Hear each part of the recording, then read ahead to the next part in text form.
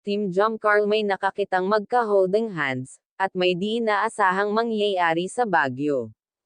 At kung bago ka pa lamang sa aking channel baka pwede paki-subscribe, grabe pala ang ganda ng mga tanawin sa Baguio. At pinagkamalang artista ang Jomcarl, pinagkaguluhan sila ng mga tao.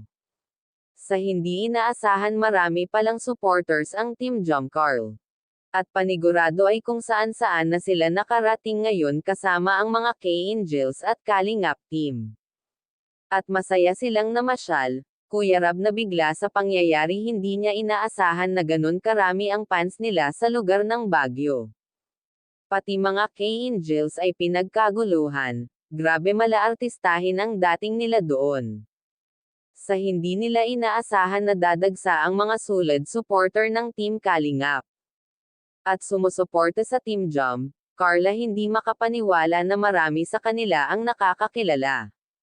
Lalo na sa Jomcarl, ang iba naman ay nagpa-picture sa kanila at sikat sila doon.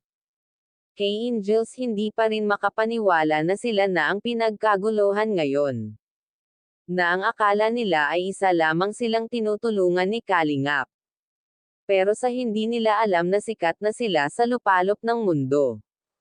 Dahil ang Team Kalingap ay sikat sa buong Pilipinas. Maging sa ibang bansa. Salamat po kay Kuya Rab at sa kay Kuya Val, happy birthday po ulit. Salamat at isinama ninyo ang K-Angels. Hanggang ngayon hindi sila makapaniwala na nasa lugar na sila ng Baguio, at nang enjoy sa mga sikat na pasyalan. Sa mga sponsor ng Angels, salamat din po sa inyo.